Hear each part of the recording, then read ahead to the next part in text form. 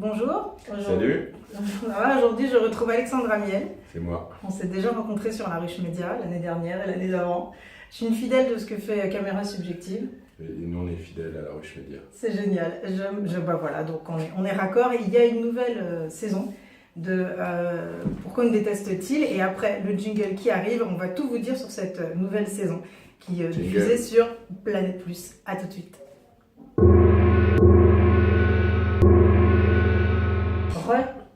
Hey. Donc voilà, nous allons parler aujourd'hui avec Alexandra Miel, directeur et fondateur de Caméra Subjective, du deuxième volet de Pourquoi nous déteste-t-il. Le premier volet, c'était autour des Noirs, incarnés par Lucien Jean-Baptiste, des Arabes, incarnés par Amel Chabi, et des Juifs, incarnés par vous-même. Ça a eu beaucoup de succès, c'était un vrai succès d'estime, et il y a eu une diffusion cinéma.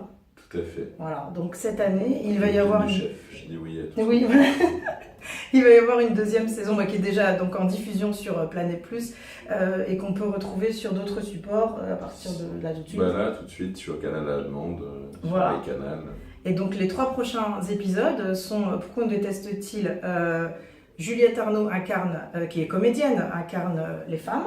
Tout à fait. Michel Poujol, ancien député, on peut le dire maintenant, incarne les pauvres. Il est passé par le RMI, documentaire extrêmement poignant. Et Olivier Niclos, si je ne me trompe pas dans la façon de le dire. Olivier Niclos, c'est le coréal, et celui qui l'incarne, c'est Gurvan Tran-Vanji. Exactement. Et en ce qui concerne le film de Michel Poujol, il est co-réalisé par Sarah Carpentier.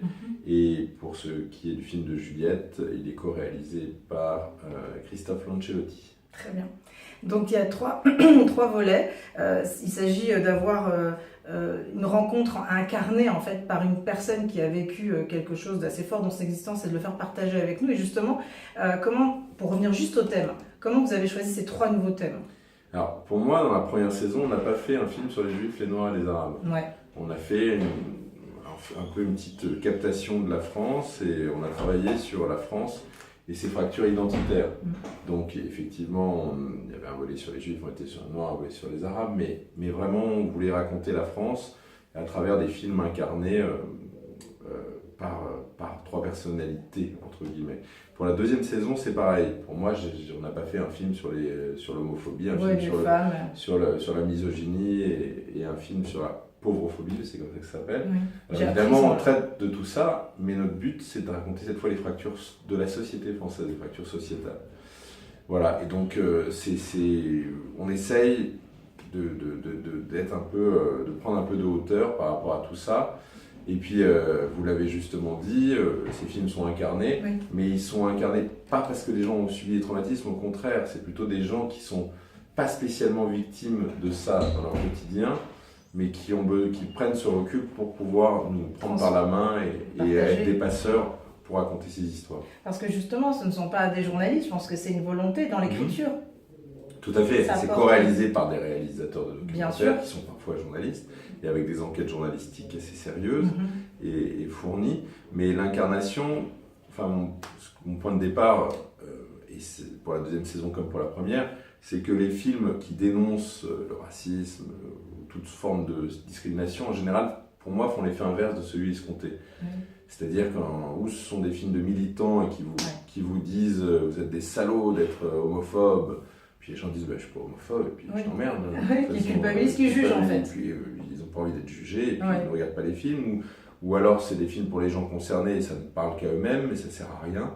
Ou encore, autre variante, parfois, sont des films très intello qui racontent l'histoire de l'homophobie, et puis les gens ont du mal à s'incarner. Alors mon pari, c'était en mettant des gens qui sont concernés, évidemment, parce que juifs, noirs, arabes, homosexuels, anciens pauvres, femmes, mais en même temps pas connus pour être des militants de cette cause, qui en ont fait une cause personnelle. Si ces gens-là nous emmènent, peut-être qu'en chemin, avec l'incarnation, avec l'intime, on aura plus de facilité à rentrer dans cette histoire et qu'elle nous concerne, bien qu'on ne soit rien de tout cela. Oui, exactement. C'est vrai que l'exemple avec, par exemple, Michel Poujol est très fort, parce qu'à aucun moment il est dans la victimisation et à aucun moment il se plaint de ce qui lui est arrivé. Donc on le rappelle, c'est un ancien député depuis très peu, mais qui a connu le RMI pendant longtemps, avec 2 enfants et 3 enfants d'ailleurs, dont un qui est né pendant qu'il vivait une galère dans un petit espace, dans un bidonville en fait quasiment, dans une petite cabane, et qui est revenu. Non, et ce que j'ai aimé, c'est qu'il n'a pas dit je suis revenu parce que je le voulais à la force de l'envie.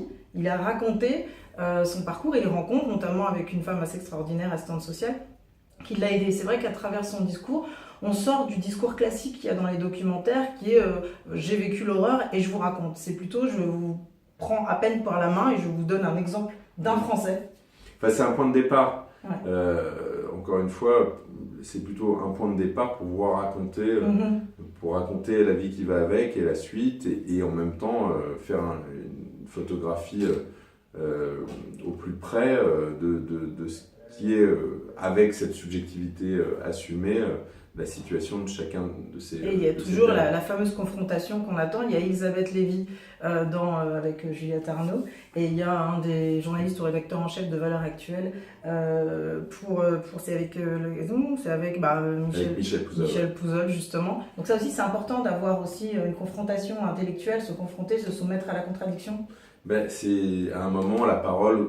Je veux dire, elle a une valeur aussi parce que... Non, mais c'est cette parole qu'on trouve aujourd'hui sur Internet à 2 clics, parfois à la télé dans certaines émissions, à un moment se retrouver en face, c'est aussi une façon de le vivre, d'essayer de le comprendre, et parfois on espère que ça se démonte tout seul, quoi. C'est-à-dire que quand... C'est le cas d'Elisabeth Lévy. Après, chacun l'entend... Et chacun peut, vous l'avez entendu comme ça, quelqu'un peut être d'accord avec Elisabeth Lévy, je veux dire, mais en tout cas, cette parole, on la donne, et puis après, nous, on apporte, enfin voilà, mon pari, c'était qu'on s'énerve jamais, et qu'on ne rentre pas dans un débat stérile, mais parfois, juste en écoutant et en relevant, peut-être que les choses pourront tomber de même, c'était un peu le pari. Vous faites beaucoup de documentaires et justement l'un des objectifs du documentaire, c'est justement de pouvoir éveiller et élever les consciences. Quand on voit par exemple à un moment donné le passage qui sera diffusé lundi soir avec Juliette Arnaud, elle regarde une vidéo et des hommes des années 70 ou 70, le viol n'existe pas, et elle se met à pleurer. C'est un moment extrêmement fort. Cet instant-là, j'ai l'impression aussi que c'est fait aussi pour éveiller les consciences, et ça nous rappelle ce qu'on vit en ce moment autour du harcèlement et de tous ces débats qui agitent encore la société. On a lancé ce film il y a un an quand on a dit qu'on allait faire les femmes avec les homosexuels et les pauvres. On nous a dit mais pourquoi les femmes? Parce qu'en fait c'est la seule majorité minoritaire, quoi. Et c'est vrai qu'on a décidé de faire ce film. Plein de gens nous ont dit oui mais pourquoi les femmes? L'actualité nous a rattrapés, et j'ai envie de dire, je sais pas si c'est tant mieux ou tant pis, c'est selon. En tout cas c'est comme ça, et c'est vrai que Juliette, elle a une sensibilité à vif, à fleur de peau, alors, et elle est un peu militante par tous les pores de sa peau, alors que c'est pas vraiment le concept à la base de cette série, mais c'est lié à son tempérament, et en même temps elle a une sincérité qui est touchante, qui est formidable, et ça interpelle. Et ça interpelle, effectivement, quand elle vit des choses, elle les vit à 300%, comme dans la séquence dont vous avez parlé. Exactement. Où elle se met à pleurer en regardant une vidéo, et je vous garantis que c'est pas fin. Non, du tout. Même si c'est une grande comédienne. Non, là, c'est pas joué du tout, et c'est pour ça que j'ai vraiment l'impression que ça a vocation aussi à éduquer vraiment le documentaire. Éduquer, je sais pas, nous on essaye juste de transmettre, et de faire ce travail le plus honnêtement possible, mais en assumant notre part de subjectivité. Et vous êtes producteur de télévision, et justement, il y a aussi des passages dans ce film que, encore une fois, vous verrez ce soir, où il y a le Colaro Coco Show, je crois que c'est le Colaro Coco Boy, etc.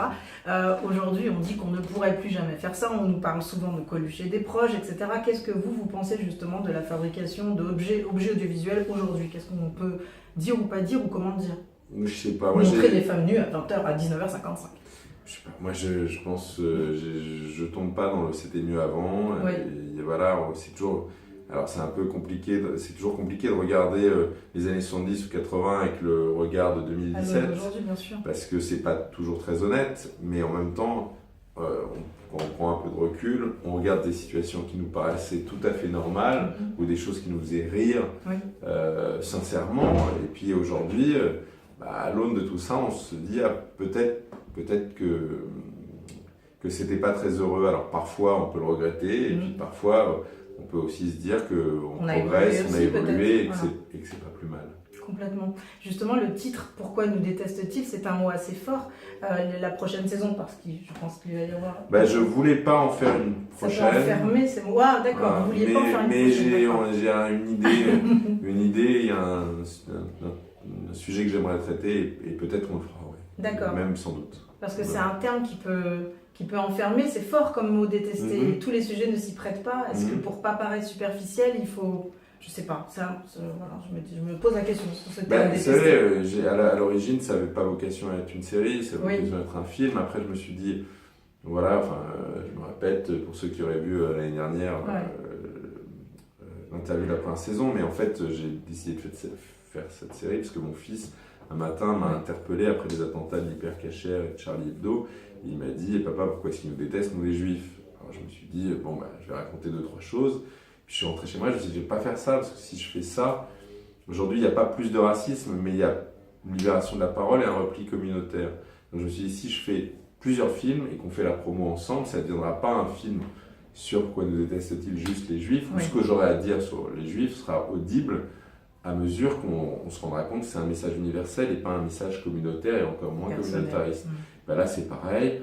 On a travaillé sur les fractures, on a fait les juifs, les noirs, les arabes, on aurait pu faire les asiatiques, on aurait pu faire les roms, 1000 trucs pour la première saison. Cette année, on aurait pu faire les gros, on aurait pu faire les handicapés, on aurait pu faire mais plein de trucs. C'est juste pour dire, ok, on raconte ces exemples-là parce que parfois ils sont un peu forts, ils racontent quelque chose, mais voilà, c'est surtout, on raconte les fractures de la société française à travers chacun de ces exemples et on a raconté les fractures de l'identité française. Parfait. Donc vous l'aurez compris, c'est plus qu'une marque. Pourquoi nous déteste-t-il? C'est un propos. C'est ça. Voilà. Donc on reste pas. Voilà, exactement. Mais c'est très fin, c'est très fin. On reste pas bloqué sur le titre. Et voilà. Et ce soir sur Planète Plus à 20h50, il y a le sujet. Voilà, il y a le sujet avec Juliette Arnaud. Mais vous pouvez retrouver les 2 premiers épisodes sur Canal à la demande et peut-être au cinéma. Et même les 6 premiers. Vous pouvez les voir 6 premiers. D'accord. Les 2 saisons sont disponibles sur Canal à la demande. Et peut-être que ça sera aussi au cinéma, pourquoi pas. Et ce soir d'ailleurs, après la diffusion de Juliette, il y a aussi la diffusion d'un des 3 films. Je ne pourrais pas vous dire lequel. D'accord. J'ai oublié, mais... On le mettra sur le site, ne vous inquiétez pas. Merci beaucoup. Merci, à très bientôt. Merci Alexandre. Ciao. Au revoir.